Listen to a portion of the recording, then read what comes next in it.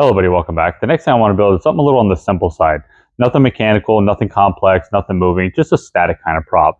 And something I thought would be kind of a unique piece to make would be like a gothic Victorian widow. So my game plan here is just take a 5-foot skeleton, pose it, try to find a costume that is as close as possible as being kind of period correct for a Victorian kind of widow. I also have one of those dogs from Home Depot, like the skeleton dogs. I've been trying to find something to incorporate those into for a while, so I'm going to incorporate one of those into this as well. Like she has her pet with her. And essentially, like the game plan kind of is to kind of make it look like she's been standing on a coastline, staring at the ocean because her husband was lost at sea. And she did this till the day of her passing. And to this day, people still claim to see this Victorian widow staring out at the ocean, hoping that her loved one was going to return. That's kind of a little bit of the backstory I'm thinking about for this particular one. So let's get started. First thing I want to do is figure out how big I want my base to be. So I'm going to use this piece of cardboard right here, set the skeleton and the dog on it. That'll give me a good idea of essentially how big I want it to be with a little bit of overhang all the way around. So this way it's a good platform, but not too big. I'm also going to be using 1x1 square tubing for the base because it's going to be easier to weld and get nice, good, strong corners with it. Now, you don't have to go the route I did with the metal. You can do this with just some 2x2 lumber all screwed together and still achieve the same result. Okay, so I'm at this point right now. I got the base pretty much done. I got the upright for the skeleton made. But you see I got these little perches right here. What these are going to be for is I want to find a way to finish off this base and make it look much better. Now they got a couple different aspects between the widow and the dog. I don't want to just paint this black and call it a day. I just don't think it's going to look really good. So what I'm going to do is I want the bottom to tie into the rest of the prop and really set the overall scene for the entire prop. So I'm going to go with the backstory there, how she's standing on a coastline looking out at the ocean. So she's probably standing on some rocks or something like that. So I'm going to cover this thing with expansion foam, pretty much to the height of these right here. Sand it, carve it, do what I need to do, paint it to look like rock. And this is what my dog is still going to be attached to, so I have something solid. Because if I didn't have those there and I just screw it straight to the expand foam, either I'm going to pull it into the foam, ruining the look by pulling the screws too tight, or if I get the screws just tight enough to where it looks good, the skeleton's not going to have any real stability or anything like that because it's not going to be sitting on anything solid. So this is essentially my solid foundation for the dog to be anchored to, but still allow me to put all my expansion foam on there. It's a little extra work and a few extra steps, but in the end, it's a detail that I think is needed. So let's go ahead and continue to work on it. Right here, I'm just going to use some 3-inch wood screws through the bottom up into the feet to hold the dog in position. Working on anchoring the skeleton, I realized I don't have any screws. So I'm going to have to walk away from it. I'm like, is it going to stay? It looks like it's going to stay. Still staying. And nope. The other thing we wanted to do is I started kind of messing with these fingers because we found this umbrella right here at Spirit, and we thought it'd be kind of cool if, she's holding an umbrella like that, being that, she's standing on a coastline, it's sunny out, she's wearing all black, that a little bit of shade would be nice. So I'm going to see if I can bend some wire to hold the arm up, to hold this up right there. So that's essentially going to be the next thing I'm going to work on, is see if I can get this mounted.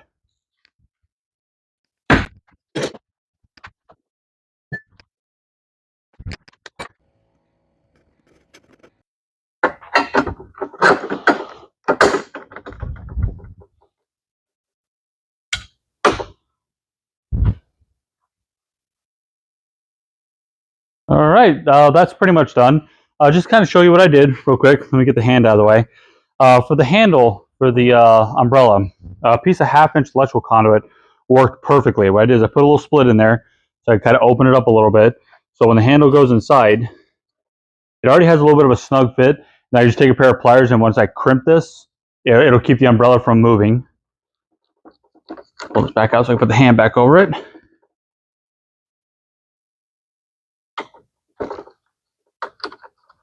So the hand will be inside like that right there. Now this actually came with this little piece of lace that was hot glued to it that I pulled off.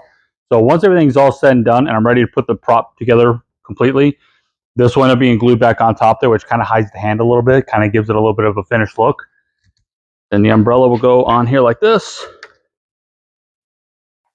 And there we go. I gotta say, that was a little more of a pain than I was expecting it to be. Let me get a little closer, kind of show you what I got going on here. So you see I got the little conduit right there. Now once that's painted black, it'll actually look like part of the actual umbrella handle, so you won't even really see it. This part I'll paint to match the color of the skeleton so it doesn't stand out. The rest of this will be underneath the sleeve, so I'll just paint it black.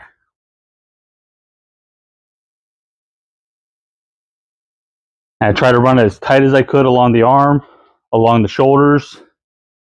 So this way, when I do the dress and all that stuff, it doesn't stand out. And I just have it ran down inside this piece of square tubing right here.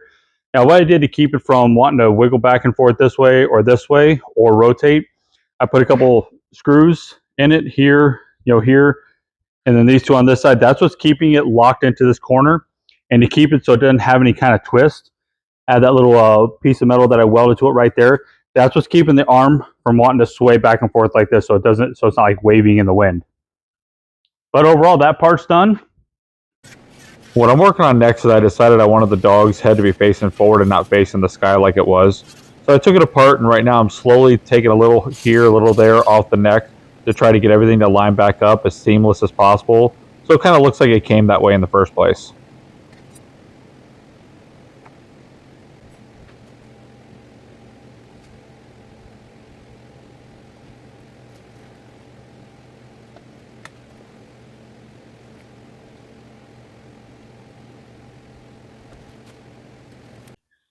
All right, so I got the dog head all installed, and what I did is I took that piece of round bar that I stuck inside here. I welded a couple washers to it so I could put this bolt through here. I'm going to try to dress that up a little bit. But then I also took a whole bunch of hot glue and pretty much filled this entire thing with hot glue. So once it dried, it would make it nice and rigid. Even though the metal bar is in there, it still had a little bit of play. So that just kind of stiffened everything up. And then for the joint right here where the head meets the neck, I covered the bottom side with masking tape so it wouldn't fully run out. And I filled that entire cavity slap full of hot glue as well. So you can see it made the entire thing nice and rigid and solid. It's not going to move. It's not going anywhere. And that hot glue, even if it's sitting out in the sun, it's not going to soften up enough to make this thing move. So I'm pretty happy the way that turned out.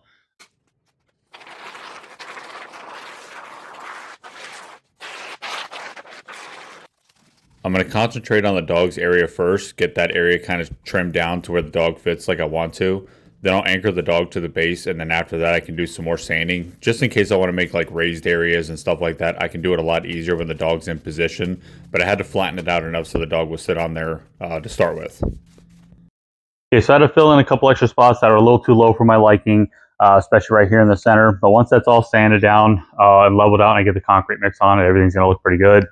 Next, I'm going to take some cardboard. I'm going to make a kind of a shape around the skeleton, fill that with expansion foam so I can sand it down and give the skeleton a little bit of a shape to it. So when I put the dress on there, it kind of fills the dress out a little bit. I know skeletons don't necessarily have a shape per se, but I also don't want it to look like a sheet draped over a broom handle.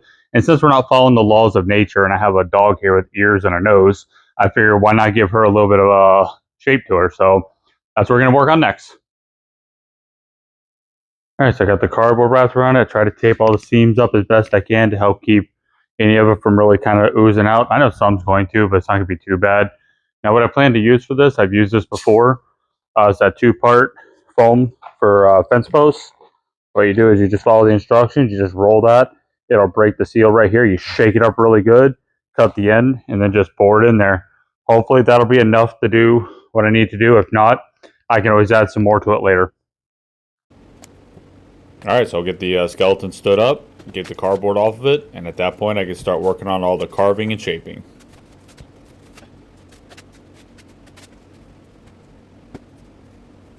The bond between that cardboard and that styrofoam was pretty strong. It definitely took a little bit to peel that stuff off there. What I'm going to do here is heat up this piece of wire, shove it into the foam till it reaches the skeleton, and I'm going to make a mark to let me know exactly how thick the foam is in that particular spot, so when I start carving, I don't take too much off at one time. Right here, I started off using my hot wire, but it wasn't really cutting through this particular foam super well, so I resorted to a saw.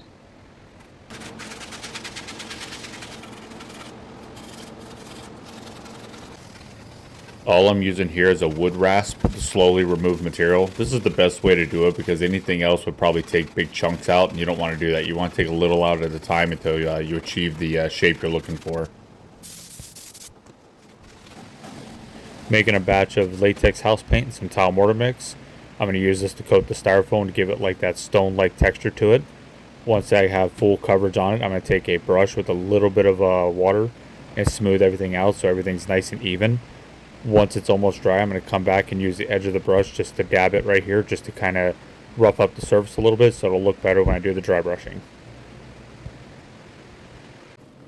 Now that it's all dry, I'm going to go ahead and get started on the dry brushing. I'm going to start with this light gray first, just to kind of highlight the raised up areas.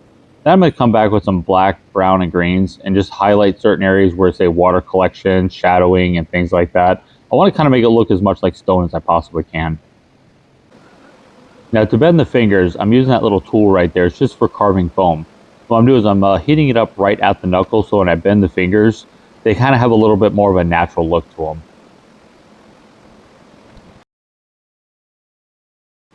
For the other hand, I'm going to go with some flowers. The reason why is since I want to do the LEDs, I want to make sure I can have a way to conceal them or hide them so you don't see the LEDs themselves. You just see the light that they're going to emit up onto the face. All right, so I got the dress put on.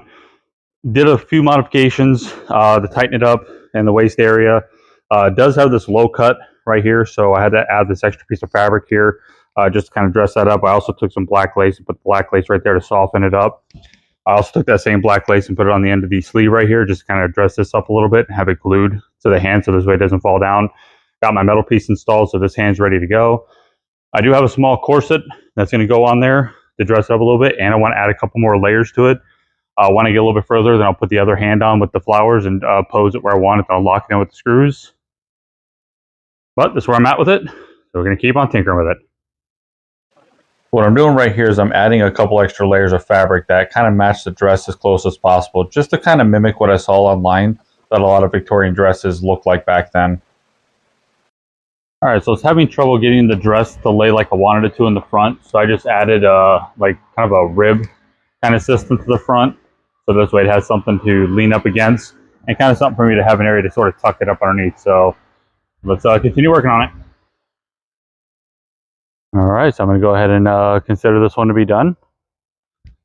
I was able to do the LEDs on the face. We'll just have to wait till it gets dark to see that. For now, I'm just going to do a quick walk around, try to show you some of the details.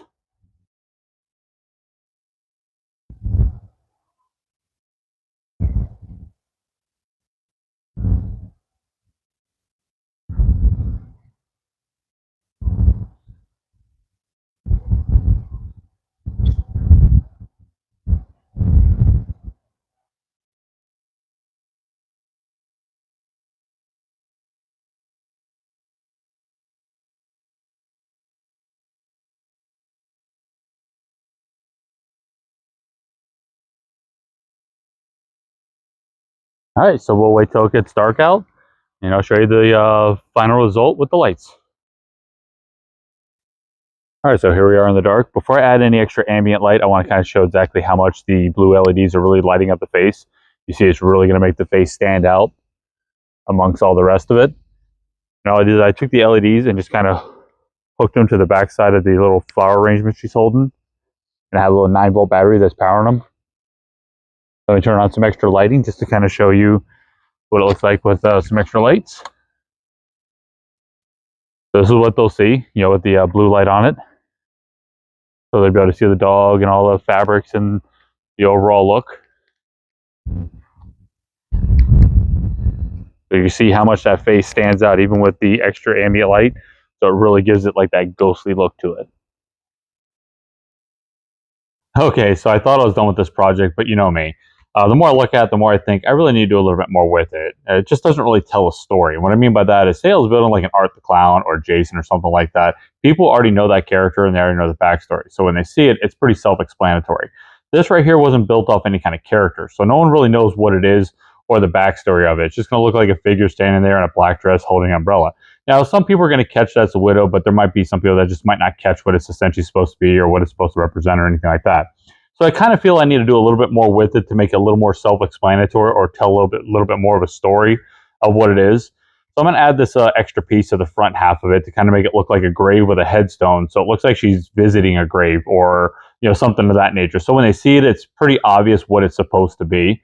So I'm going to go ahead and show you what I come up with, and y'all have to tell me what y'all think. All right, so here we go. Here's that extra piece I was talking about. Like I said, I made it look like she was standing in front of a grave. Now what I did is I just made essentially a wood box, and inside that box I just put some styrofoam, sanded it down, kind of gave it a little bit of a hump look to give it a little bit of a three-dimensional look for the grave itself. The tombstone just one of them styrofoam ones, but what I did is this lower section right here is made out of wood, and the tombstone actually slides down inside of it. I did that so like for transporting, storage purposes, stuff like that, I can actually pull the tombstone out so I ain't got to worry about breaking it, because if I ever had to repaint it, rematching that aging is going to be really hard to do. So I want to make sure I can take it out so I don't damage it. You also notice the border I did on there. The reason I did that is because since the theme kind of changed from her standing on a clothesline to standing in front of a grave, I don't want to have to go back and try to completely redo this piece right here. So I wanted to find a way to kind of tie everything together to make it look like it was originally meant to be that way in the first place. But if I was also running a solo, that portion would still look fine just by itself. So I figured the best thing to do is kind of make it look like it was all originally supposed to be that way. I mean, that could just be a walk path she's standing on, or something like that. So that's the reason I went that route with that. I also put some extra LEDs underneath the flower arrangement. So this way at nighttime, if say I ain't got good lighting, I can actually light up the tombstone with the extra light. And those are actually ran off 2 separate switches. So if say I'm running her solo, I can just light the face up. If I'm running it as a pair, I can light them both up. When it gets a little bit darker, I'll show you what that looks like. All right, so here we are in the dark. I didn't do anything with the face. It's still the same, but you see when I turn around, you'll see how the tombstone is lit up. Now, it ain't lit up by a whole lot because I only use one LED, but it's lit up enough to have a nice little bit of a glow to it. Now, you'll notice I have a little bit of a blue haze kind of going on. Now, what I did there is I took a piece of transparent blue plastic and stuck it over my camera. So this way I had a little bit of ambient light so you can see some of the details of everything else, but it doesn't interfere with showing you how the LEDs are still lighting up the face and lighting up the tombstone without a problem. In the end, it was a little extra work, but I kind of feel that extra piece was kind of needed. It really kind of completes the prop and kind of tells the story. Overall, I'm pretty happy with it. You'll have to leave me a comment. Tell me y'all's thoughts. Thanks for watching. We'll see you on the next one.